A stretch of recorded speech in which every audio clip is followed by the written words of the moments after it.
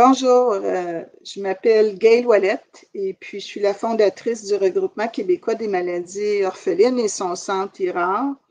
Et je suis aussi conseillère en génétique et puis je suis devenue experte, si on veut, du syndrome Ehlers-Danlos parce que c'est la maladie pour laquelle on nous contacte le plus à notre centre IRAR. Le mois de mai, c'est le mois de sensibilisation au syndrome d'Ehlers-Danlos. Sur notre page Facebook, on a mis quelques publications durant le mois. Et aujourd'hui, on fait une présentation spéciale avec Madame Laura Frigo, qui est ergothérapeute et connaît le syndrome Ehlers-Danlos. Alors, je vais lui poser quelques questions sur l'ergothérapie comme aide pour le syndrome Ehlers-Danlos. Je voulais juste aussi souligner quelque chose de spécial aujourd'hui, que j'ai su aujourd'hui, que le 28 mai, c'est la Journée internationale d'action pour la santé des femmes. Et c'est une journée pour sensibiliser, je cite, aux obstacles économiques, sociaux, culturels et politiques qui entravent l'accès des femmes à des services de santé et des soins de qualité. Je trouve que c'est un beau hasard parce que vous savez peut-être, et puis on le voit, nous, au RQMO, par beaucoup de femmes qui nous contactent, les difficultés à obtenir un diagnostic et des soins pour le syndrome Ehlers-Danlos au Québec. Évidemment, ce n'est pas que des femmes qui sont atteintes, il y a aussi des hommes, mais c'est vraiment une majorité, puis elles sont souvent plus sévèrement atteintes. En tout cas, je voulais souligner donc cette journée d'action pour la santé des femmes, puis peut-être aussi ça va nous encourager à continuer la sensibilisation, l'éducation sur les syndromes Ehlers-Danlos. Maintenant, je vais vous présenter Laura, qui est ergothérapeute depuis plusieurs années, puis étudiante au doctorat à l'Université McGill à Montréal. Sa pratique professionnelle et ses recherches s'appuient sur son expérience en tant que personne atteinte de maladies chroniques complexes. Ces expériences lui ont permis de fournir des soins empathiques et une écoute vertueuse aux clients avec des conditions chroniques pour mieux vivre avec leurs symptômes. Moi, le peu que en tant que professionnelle de la santé, je dois dire que j'ai peut-être eu peu de contact avec des ergothérapeutes, mais quand je l'ai eu, pour moi, c'était surtout des personnes qui aidaient avec des aides, des adaptations médicales, des aides, soit pour des personnes handicapées ou des personnes âgées, souvent aussi. Donc mais je veux te demander, Laura, c'est quoi le rôle traditionnel justement des ergothérapeutes dans notre système de santé, puis où est-ce qu'elles travaillent habituellement? Merci. C'est difficile de décrire une rôle typique. Les ergothérapeutes, ils travaillent dans tous les tiers de la système santé, de les nouveau-nés jusqu'à la fin de la vie. Alors vraiment, on se retrouve un petit peu partout.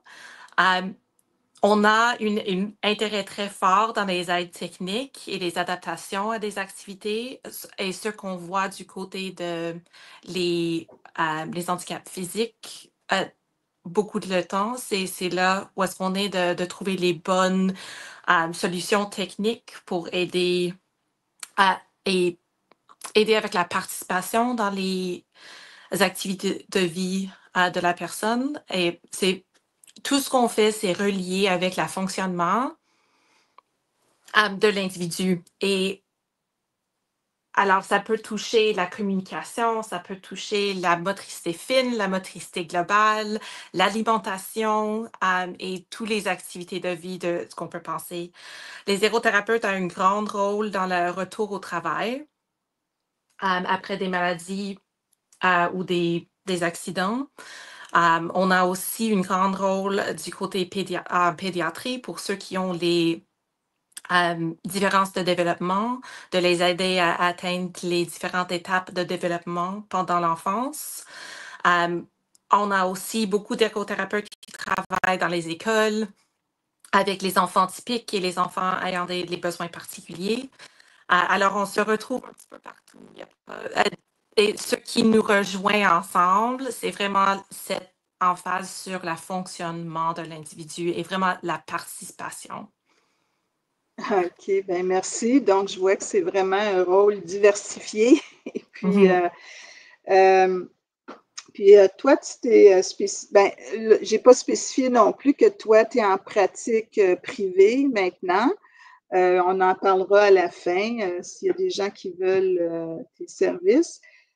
Toi, donc, tu t'es spécialisé dans les maladies chroniques complexes, puis particulièrement celles associées avec la douleur, la fatigue, puis des symptômes aussi invalidants, fonctionnels, là, complexes. Fait que peux-tu nous dire un peu lesquels?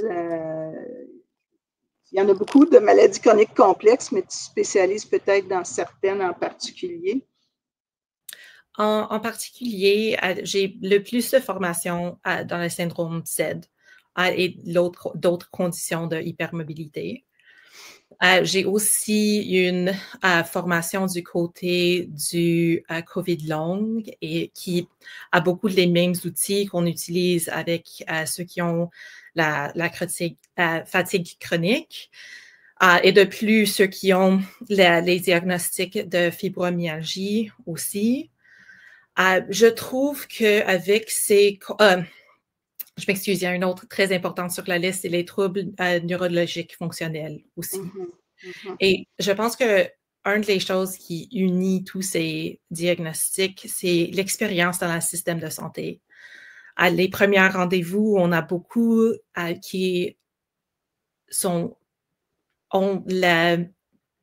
ont reçu des réponses de leur docteur qu'il n'y a pas de problème, que les problèmes sont la stress, l'anxiété, et c'est dans des conditions de le syndrome Ehlers-Danlos, ça se commence dans pédiatrie, qu'on commence à dire que les douleurs sont juste les douleurs typiques de l'enfance ou de la croissance. La fatigue, c'est juste la fatigue typique. On doit pousser, pousser. Alors, on a beaucoup de leçons qui viennent de l'enfance qui n'aident pas avec les symptômes quand on a grandi aussi. Alors, il y a beaucoup de soutien qu'on a besoin de changer ces idées de comment on peut gérer nos conditions. Parce que si on continue à pousser et pousser avec les conditions comme ça, on trouve souvent que les situations s'empirent quand on ne prend pas le soin de nos symptômes et la gestion de la santé globale n'est pas priorisée. C'est très difficile de gérer ces conditions du côté médical aussi. Il n'y a pas une seule prescription qui va aider avec toutes ces conditions. On parle surtout des couches de soutien.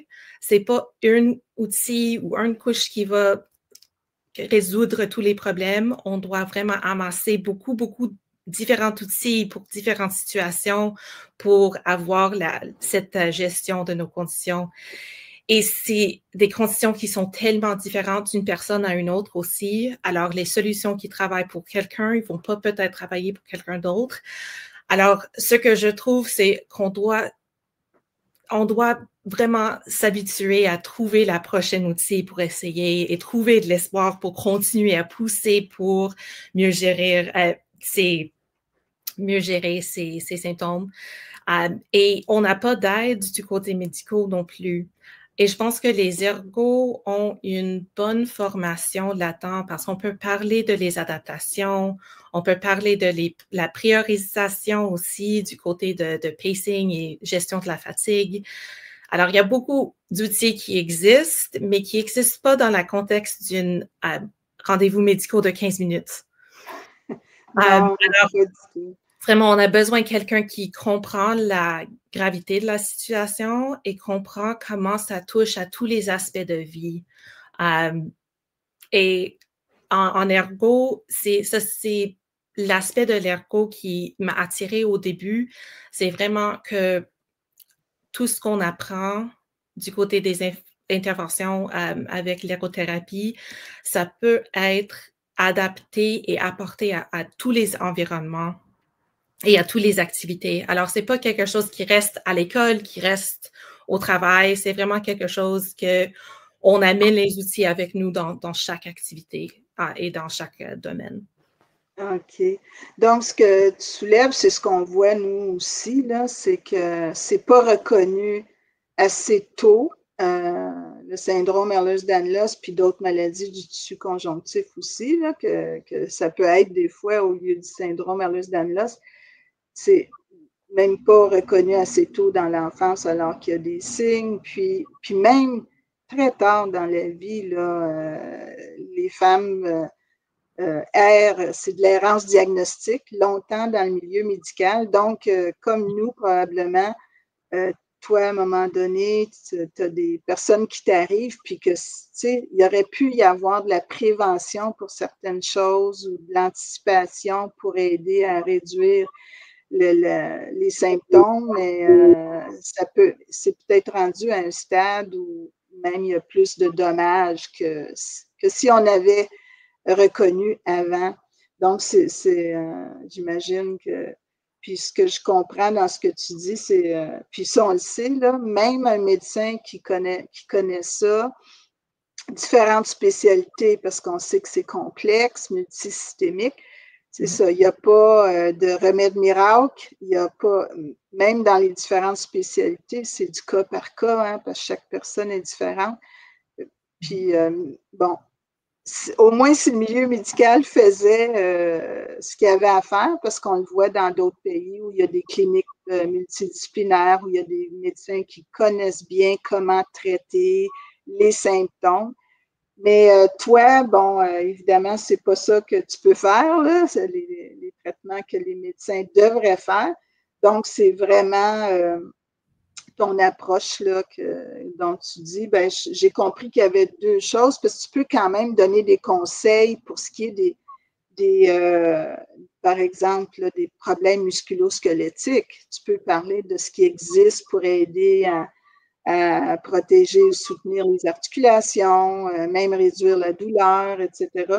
Puis l'autre approche que je voyais que tu avais, c'est vraiment comme l'autogestion. Hein, ce que tu dis, là, finalement, comment aider la personne à mieux vivre avec ce syndrome-là, qu'on ne peut pas nécessairement guérir, mais qu'on peut probablement réduire les impacts sur sa qualité de vie. Tu peux-tu nous parler des deux approches? La première, là, qu'est-ce que tu conseilles des fois comme aide technique ou des adaptations?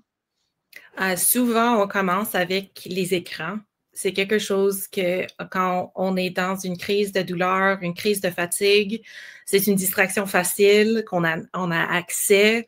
Mais il y en a des outils qu'on peut utiliser qui aident à tenir nos cellulaires sans avoir la douleur empirée des articulations des mains, comment on peut positionner l'écran si on est dans le lit pour éviter les difficultés du côté de la cou, le dos. Alors, on commence souvent avec ça parce que c'est comme ça qu'on fait nos recherches propres aussi. Beaucoup les patients qui me trouvent en ce moment, c'est parce qu'ils sont déjà dedans cette recherche pour eux-mêmes. Ils regardent sur les le site web de Oui, les réseaux sociaux, les sites web. En fait, ce que je dis tout le temps, c'est que comme il y a tous ces manques dans notre système de santé pour soigner, traiter, les gens utilisent ce que j'appelle le grand D, c'est-à-dire débrouillardise. Il faut qu'ils se débrouillent elles-mêmes, mais c'est aussi beaucoup en échangeant avec les autres. Et il y a quand même beaucoup de gens qui s'échangent des conseils et des ressources qui viennent. Fait que, oui, je pense que l'Internet, pour elle, c'est impératif pour trouver de l'aide. Et trouver une communauté qui comprend les enjeux aussi. C'est ça. Ouais. Je pense qu'il y a une très grande rôle là-dedans aussi. Et Alors, on commence peut-être avec comment utiliser les écrans. Après, c'est l'occupation, l'activité qui est tellement motivant, mais on ne peut pas participer dedans sans empirer les symptômes. Alors, pour certaines, c'est vraiment, je veux continuer à travailler. J'aime mon travail, je veux travailler 40 heures par semaine. Alors, on parle de comment est-ce qu'on peut aider dans les autres sphères pour diminuer les demandes ailleurs. Alors, si on travaille 40 heures par semaine et c'est non négociable, est-ce qu'on peut commander les épiceries en place d'aller à chaque semaine? Ou peut-être on va seulement à l'épicerie pour choisir nos viandes et nos légumes et nos fruits, mais tout le reste, on commande. Parce que je sais, presque tout le monde, quand je parle de commander les épiceries, mais non, je dois choisir mes tomates quand même. Mais si on peut éviter de faire tout le tour comme les épiceries sont organisées en ce moment, qu'on doit vraiment prendre 10 000 pattes pour rendre à tout ce qu'on a besoin. Alors, on va parler de ces petites adaptations comme ça, commander les repas préparés comme HelloFresh et Good Foods. Alors, peut-être on va parler aussi de les vaisselles compostables pour certaines journées. On va éviter d'avoir beaucoup de vaisselle à faire à la fin de la journée et on va utiliser ceux qui sont compostables. Alors, de l'ouvrir et donner un petit peu de permission de prendre ces étapes pour diminuer les demandes de jour à jour.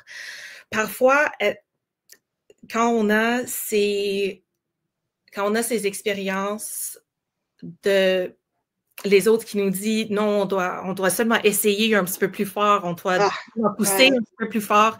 Ça devient très difficile de faire ce qu'on a besoin de faire pour diminuer les demandes. Alors, d'avoir quelqu'un qui dit non, je te dis qu'aujourd'hui, on va diminuer les demandes à la maison pour qu'on puisse mettre toutes nos attentions ici.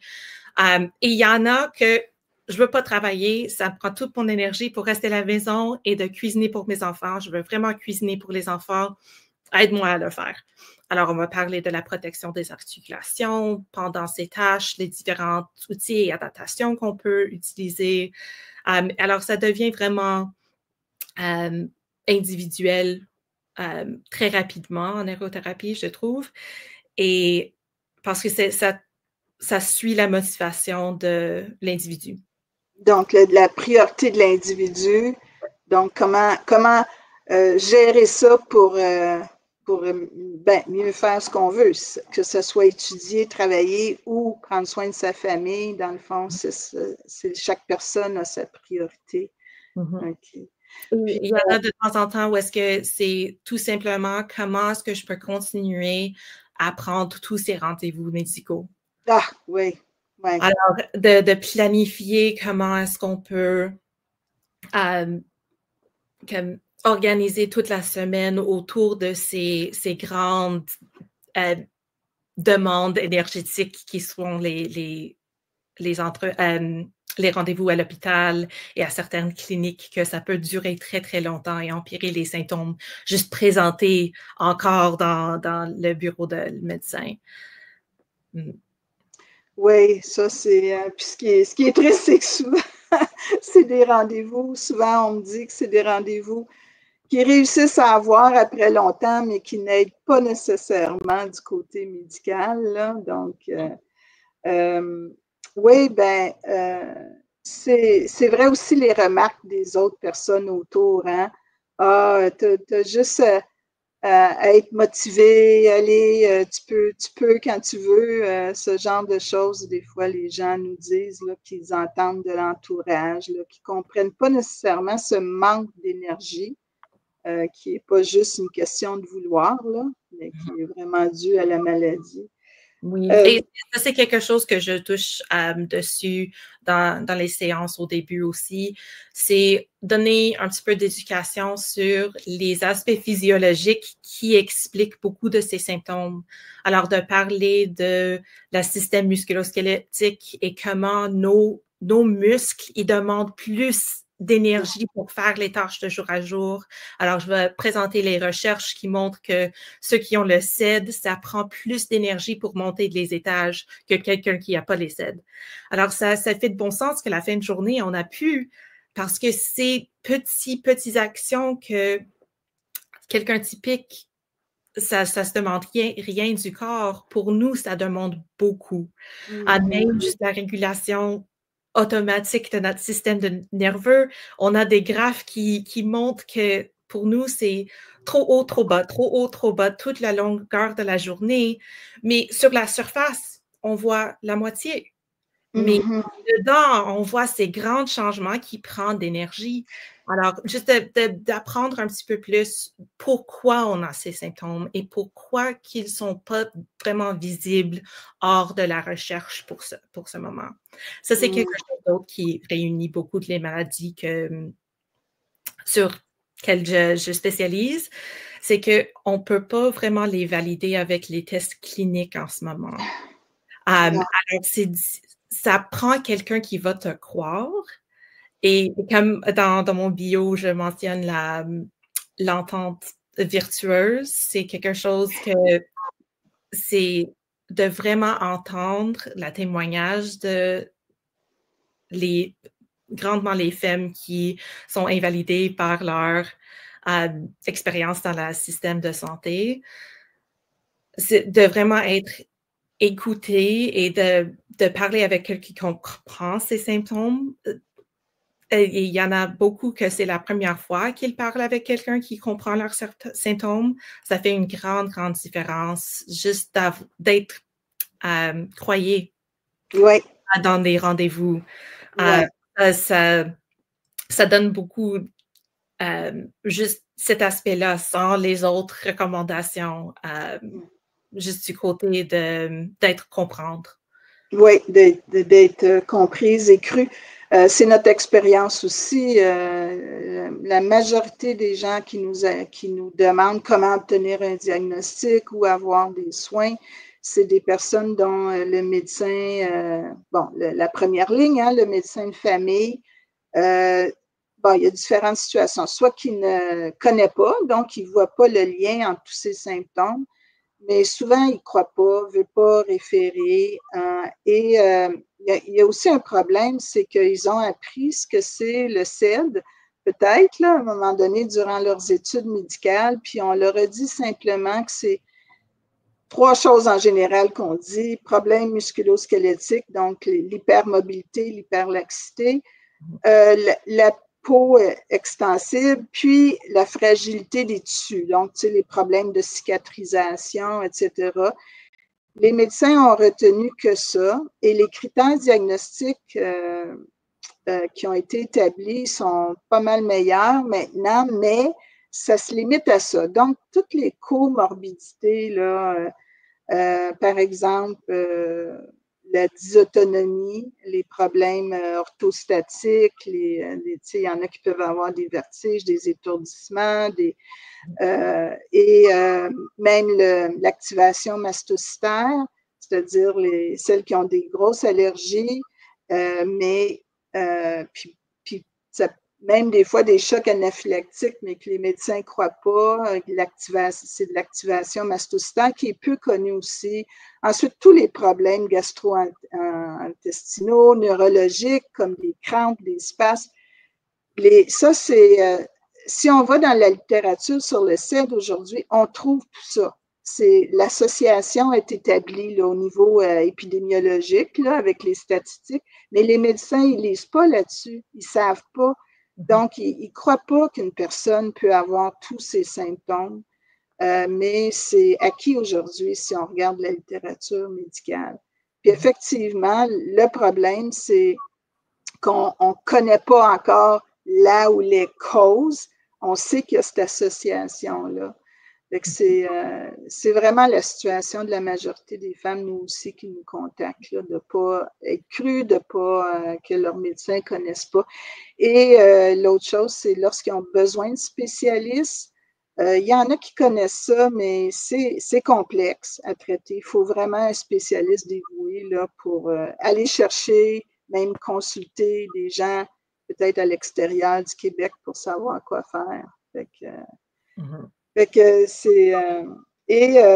donc, toi aussi, c'est comme tu disais, là, c'est pour mieux aider la personne là, à gérer tout ça, la douleur, la fatigue, tous les aspects de leur vie. As-tu d'autres approches là, que tu utilises? Tu as parlé du pacing.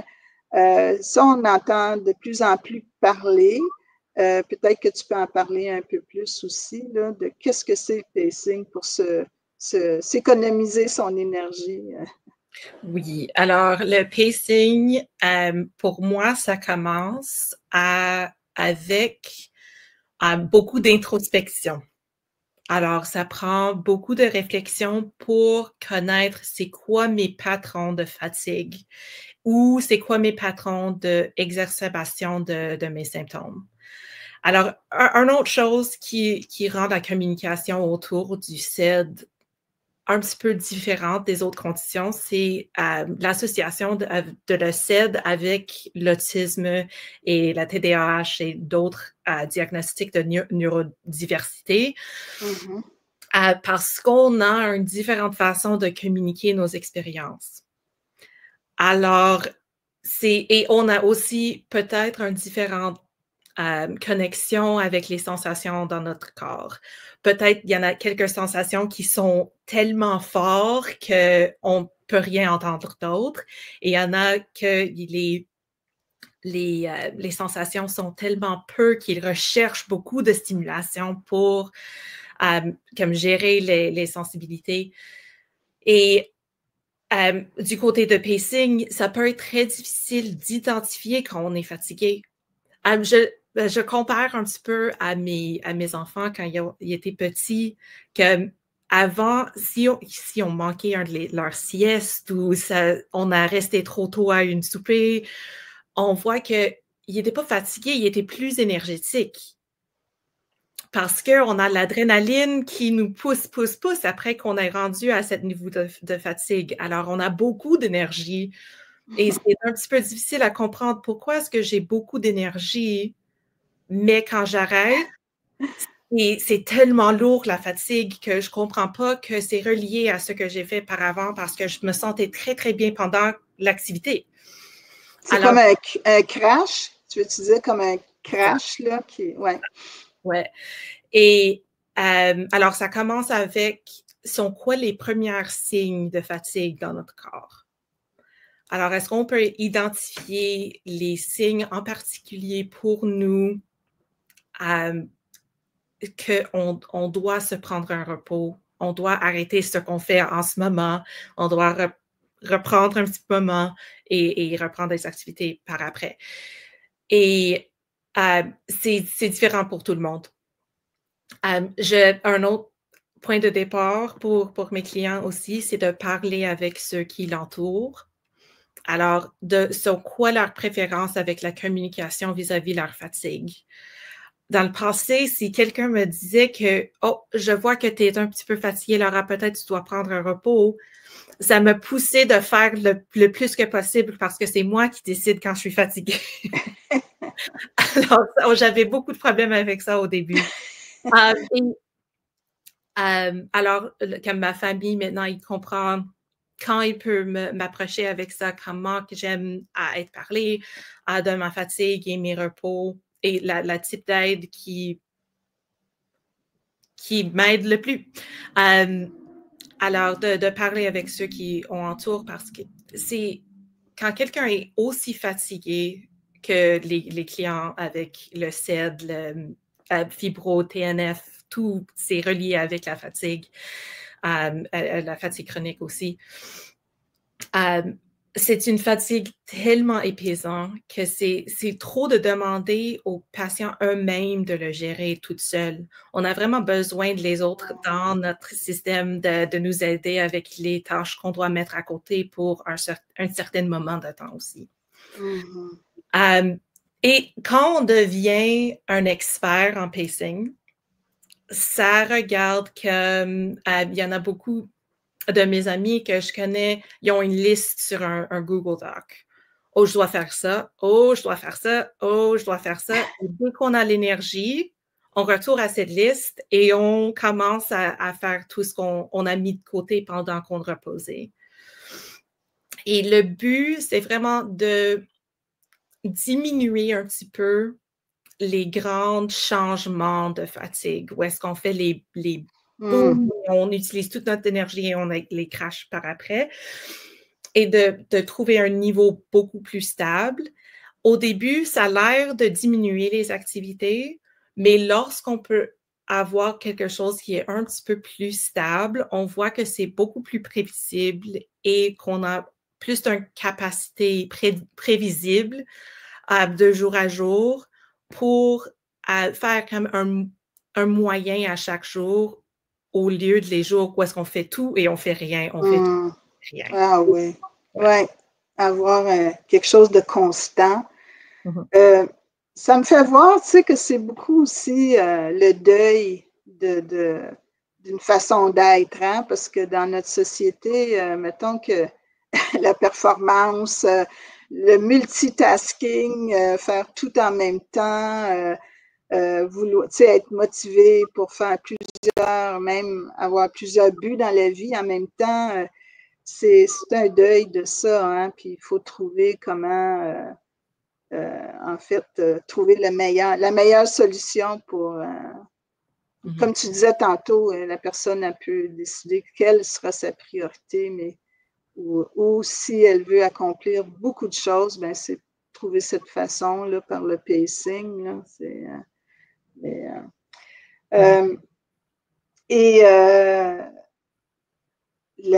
par rapport à la douleur, est-ce que tu proposes des choses, toi, pour l'autogestion de la douleur?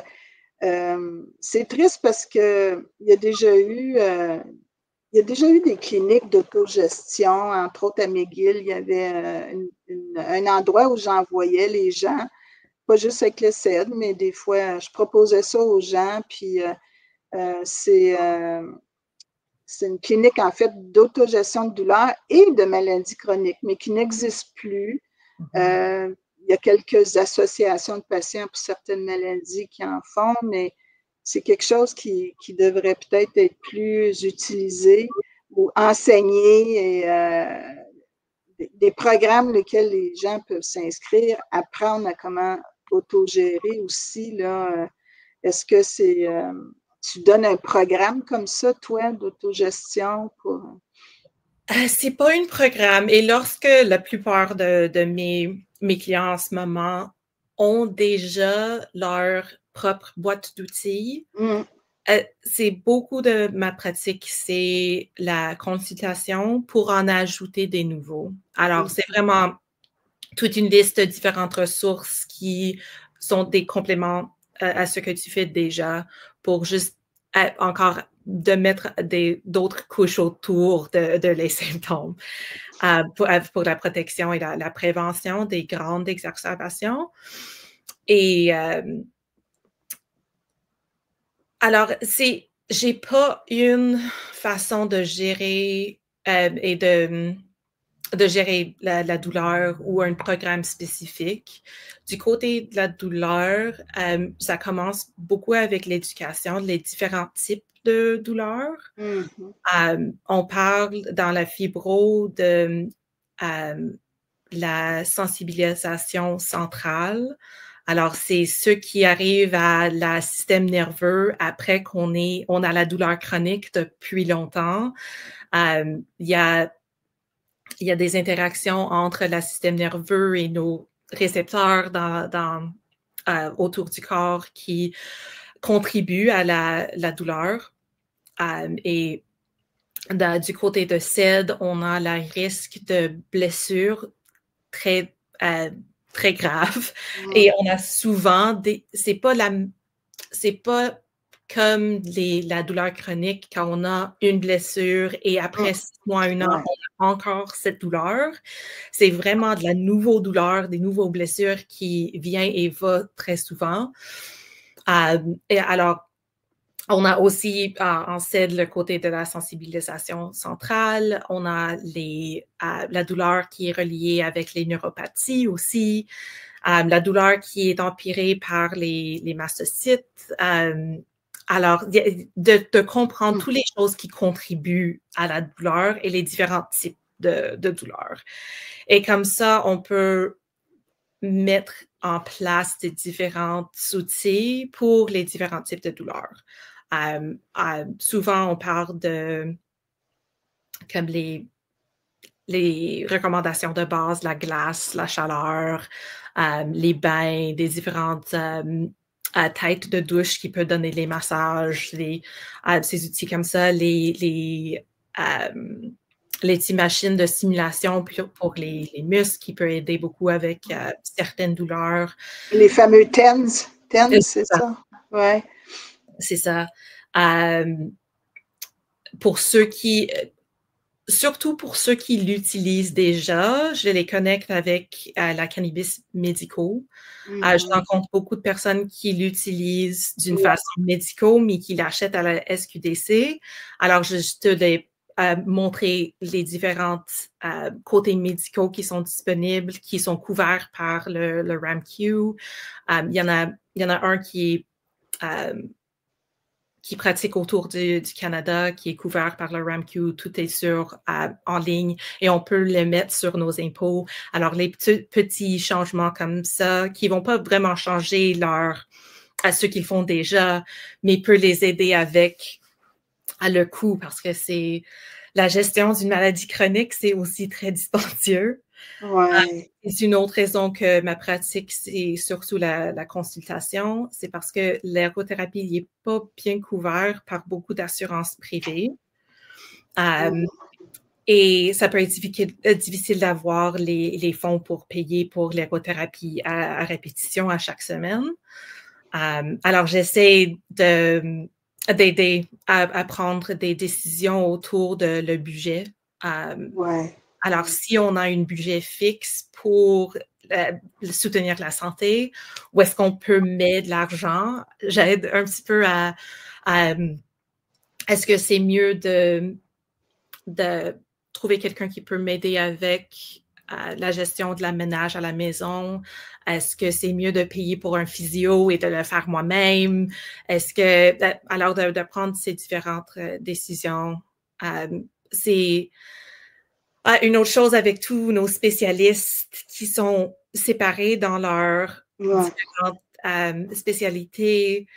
Ils n'ont souvent pas l'expérience de comprendre le taux de symptômes qu'on a avec le CED et comment les traitements pour un symptôme ou un diagnostic contribuent aux autres. Ouais. Alors, on a beaucoup et on n'existe pas vraiment dans la recherche non plus, parce que les recherches, ils mettent de côté ceux qui sont trop complexes et compliqués, parce que ça n'aide pas avec les statistiques qu'ils ont besoin pour évaluer les médicaments et tout ça. Ouais.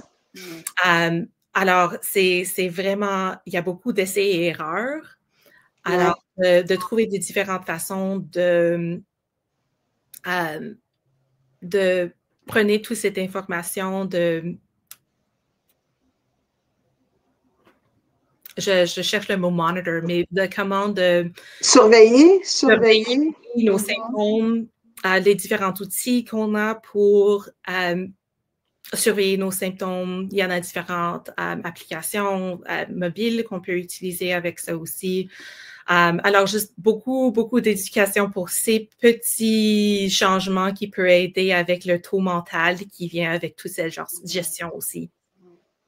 Oui, c'est ça qui est triste aussi, là, c'est que il y a les gens qui sont atteints du CED dépensent beaucoup de leur poche pour des services puis des soins, même la physiothérapie.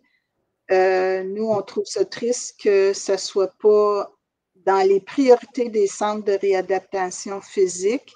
Alors, il y a juste quelques centres de réadaptation physique que nous, on est au courant, qui s'intéressent, où ils ont un petit programme, mais le nombre de personnes qui nous contactent avec le CED type hypermobile, on sait que c'est pas rare. On peut considérer ça une maladie qui est pas rare selon la définition du rare. Et c'est des programmes, des fois, qui vont prendre 8 personnes, 5 personnes, et ils peuvent avoir l'aide d'ergothérapie dans ces centres-là aussi, mais très peu de gens y ont accès. Et c'est ça qui est triste, là, vraiment, pour le syndrome Ehlers-Danlos. Et parfois, sont des conditions très dynamiques. Alors, on n'a pas les mêmes capacités de jour à jour.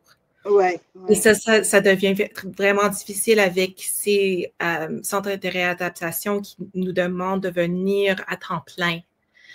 Et je l'ai vu du côté du maladie, de la douleur chronique.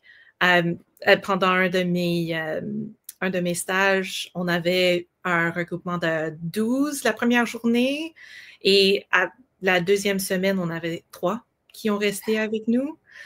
Alors, je ne sais pas si ça c'était durant l'hiver, c'était janvier, il y avait d'autres implications là-dedans, mais les programmes ne sont pas nécessairement adaptés aux besoins des individus qui suivent les programmes aussi. Parce qu'il y a encore cette mentalité qu'on doit avoir une productivité stable, on doit avoir une capacité stable et c'est pas l'expérience de ces conditions. Ben non. Le CED, c'est comme, il y a d'autres maladies là, qui sont pas même des maladies du tissu conjonctif, qu'on appelle en fait des maladies épisodiques ou intermittentes.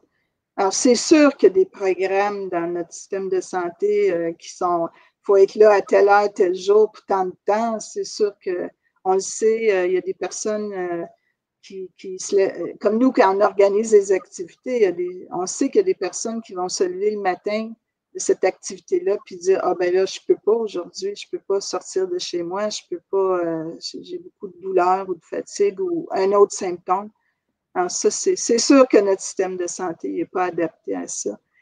Fait que, pour continuer un peu ce que je disais par rapport au coût, c'est ça. Donc, il faut avoir des ressources puis comprendre comment justement s'adapter toute sa vie quotidienne, ses activités quotidiennes. C'est ça, dans le fond, qui reste à faire. Idéalement, nous, ce qu'on voudrait, c'est une vraie clinique syndrome Ehlers-Danlos avec des multidisciplinaires et où on peut vraiment donner ce soutien-là. Mais bon, peut-être un jour. Ma rêve absolu pour ces conditions, c'est d'avoir un système qui fonctionne un petit peu comme les maisons de naissance au Québec. Oui. On a cette petite maison quelque part dans le système de santé et tout ça se passe dans cet environnement qui est spécifiquement adapté aux besoins des membres. Alors, d'avoir quelque part qu'on peut juste réunir comme une communauté pendant qu'on ne travaille pas. Il y a beaucoup de recherches qui démontrent que quand on ne travaille pas, on ne va pas au musée, on ne va pas aux d'autres spectacles, on ne participe pas dans la culture de notre environ. Et ça, je trouve très, très triste. Dès que l'isolement il commence, on attend d'être mieux avant de continuer à participer. Et ça ne devrait pas être le cas. On devrait être capable de nous présenter comme tel dans ce moment pour participer dans la culture. Oui, puis cette maison-là, en plus, elle devrait avoir un aspect virtuel. Parce que ce qu'on disait tantôt, quelqu'un qui ne peut pas se déplacer ou quelqu'un qui manque une activité parce que cette journée-là, dans le fond, s'il y avait aussi, ben, tu sais, la COVID, là, on a beaucoup parlé de télémédecine. On en fait plus, mais je pense qu'on pourrait en faire plus, offrir plus de choses par télémédecine.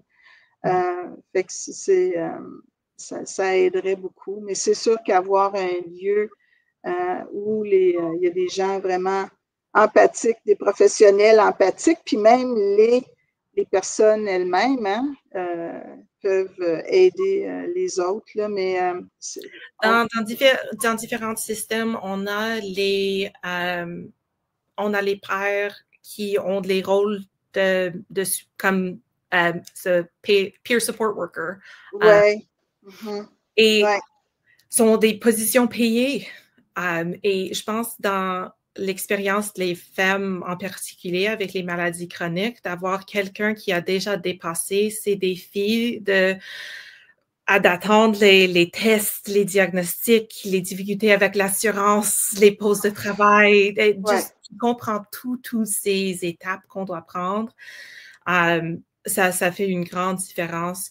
Quelqu'un qui peut t'aider à choisir la prochaine priorité, qui peut te demander est-ce que tu as bien continué à vérifier vos œils et vos dents? Ça m'est arrivé, j'ai passé quelques années sans visiter pour remplacer mes lunettes. Les préoccupations étaient plutôt tes articulations et d'autres choses que... C'est ça. Alors, quand j'ai changé mes lunettes, les maux de tête n'étaient pas aussi qui étaient auparavant. Alors, d'aider avec ce soutien les autres aspects de la vie qui disparaissent un petit peu quand on est dans une crise de santé. Oui, nous, on est triste au RQMO. Les heures c'est moi là, qui réponds aux demandes sur le CED, puis les heures que je passe, c'est juste à aider une personne à naviguer le système pour un diagnostic. Là. La plupart du temps, c'est ça. Il y a aussi pour les soins, fait qu'on essaie de diriger le plus possible. C'est ça notre énergie est beaucoup là-dedans, mais c'est sûr qu'on aimerait être une association de soutien à part entière là, avec toutes ces ressources-là. Il y a, fait que c'est ça, mes dernières questions, là, il y a aussi le IDS Canada Foundation qui offre des groupes de support virtuel, qui a un livret, mais en anglais sur leur site, là, comment vivre avec le CED. C'est plus des conseils comme ça que médicaux. Ils sont en train de faire un toolkit, là, une boîte à outils pour les médecins, parce que il faut le dire aussi que c'est pas tellement la faute des médecins de ne pas savoir quoi faire, hein. C'est complexe et c'est beaucoup de symptômes à gérer. Donc, il y en existe, là. Il y a IDS Society International, UK, qui ont déjà des choses, fait que les gens peuvent consulter. Mais c'est ça, des bonnes ressources en français. Puis je sais que toi, ben, tu entreprends là un doctorat. Oui. Tu pourras nous parler un peu de ton sujet, mais aussi tu veux, une chose que tu veux faire bientôt, c'est traduire certaines de ces ressources en anglais, en français pour qu'elles soient plus disponibles pour les gens. Oui, alors avec toutes ces formations, j'ai appris beaucoup de ressources et ça, c'est quelque chose qui est difficile comme patiente aussi, c'est de savoir que les connaissances existent. Oui. La recherche existe, les réponses existent, mais il y a un manque de connexion de la recherche à mes docteurs et mes autres participants. C'est vraiment difficile. Et la première fois que je suis allée à une conférence pour le CED, c'était un moment au début comme très validant et immédiatement par après, très déprimant que tout est là, tout existe. Oui. Personne que je connais peut m'aider. Personne dans mon environ peut m'aider. Et ça, c'était de plusieurs années avant ma diagnostic.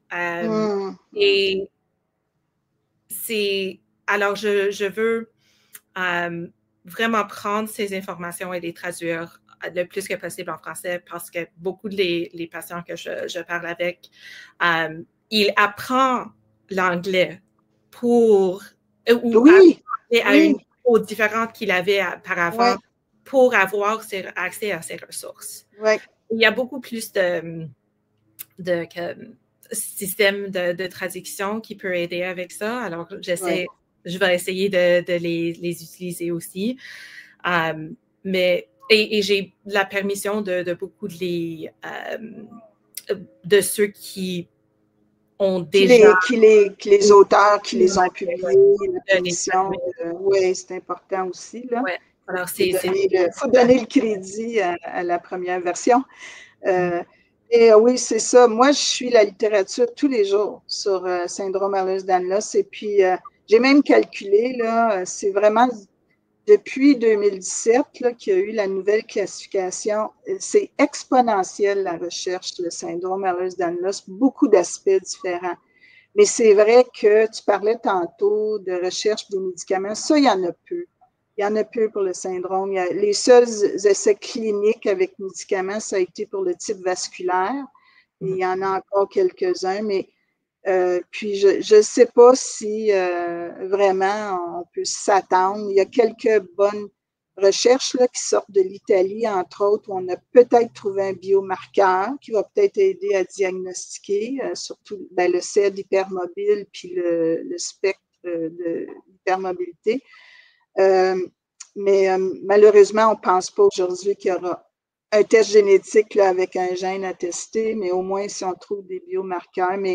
Mais je pense que pour la gestion des symptômes, ça va toujours rester selon les symptômes là, et évidemment par essai et erreur, comme tu disais, là, parce que les personnes réagissent différemment. Là, fait que, Et donc, pour finir, ton doctorat, tu disais que c'était le sujet, là, c'était vraiment, je pense que c'est ça qu'on entend là, dans ta pratique, c'est vraiment une recherche qui vise à l'approche de mieux vivre pour bien participer à sa vie.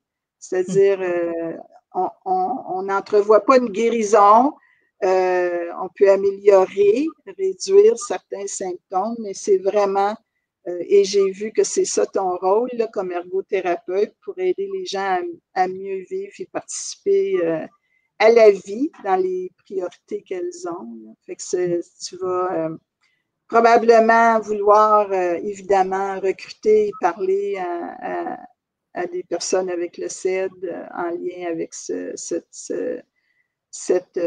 thème-là. Oui, le type de recherche que je fais, ça vient vraiment de les expériences des individus et on prend ces expériences pour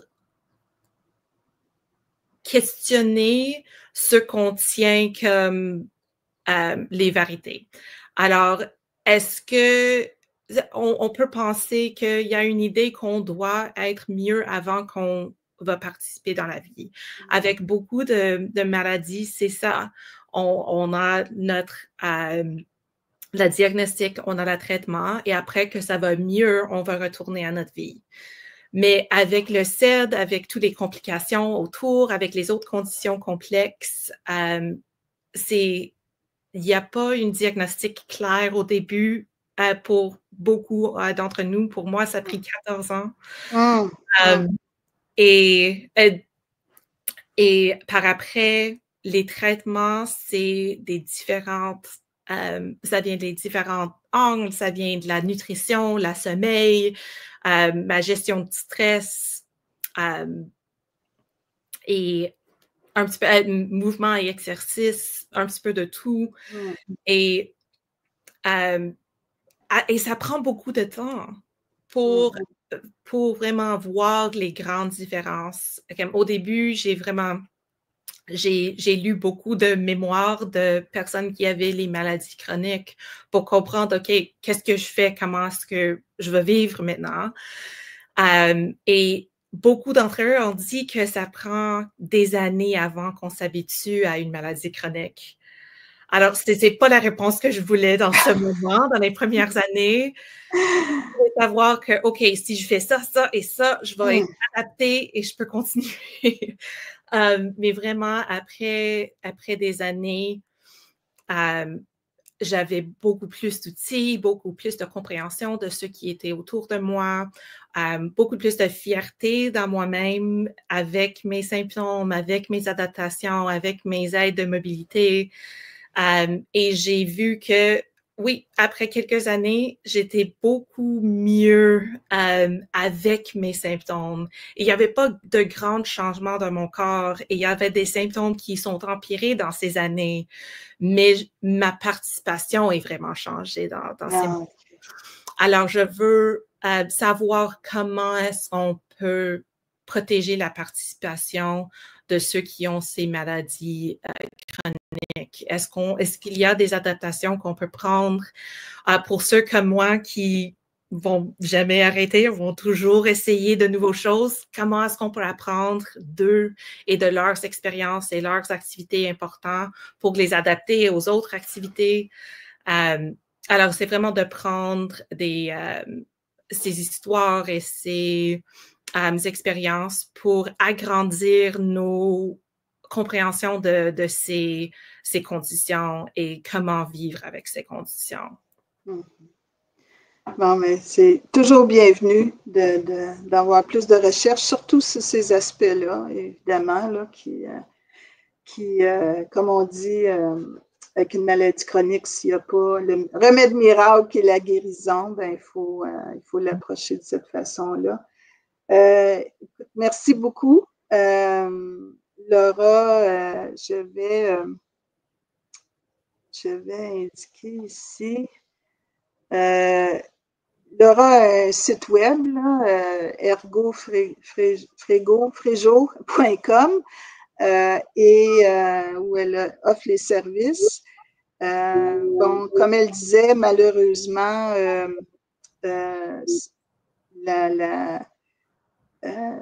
c'est pas nécessairement payé par l'assurance, il faut payer par soi-même. Puis, mais bon, on attend aussi, nous aussi de notre côté, on envisage aussi d'essayer de présenter plus de choses en français. Il y a le GERCED en France qui a certaines choses sur leur site en français pour le CED.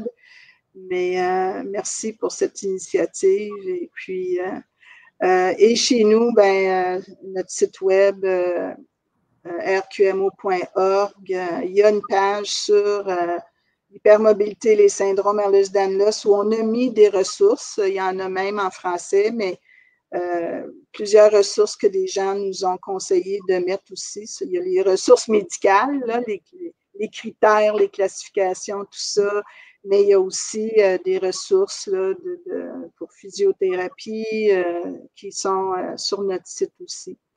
Il y a beaucoup de choses qui existent dans d'autres pays là, que les gens nous conseillent, puis on n'a pas tout sur notre site, mais on a mis les principaux. Merci, Laura, beaucoup d'avoir pris du temps pour nous décrire ce que tu fais, ton approche, et qu'on espère que ça serait plus disponible dans le futur, là, dans notre système de santé payé par la RAMQ. Fait que je veux aussi souligner encore que ma surprise ce matin d'apprendre que c'était la Journée internationale d'action pour la santé des femmes. Et je pense que les femmes atteintes des maladies chroniques dont tu as parlé, le syndrome Ehlers-Danlos, puis même d'autres, on le sait, il y a des chercheurs à McGill, à l'UQAM, qui travaillent là-dessus, qui savent que notre système de santé n'est pas nécessairement toujours empathique pour les conditions des femmes ou que les femmes aussi sont moins enrôlées en recherche. Fait qu'on va attendre ta recherche à toi aussi, Laura, puis merci beaucoup. Merci de m'avoir invitée. C'est vraiment un plaisir. Merci, au revoir.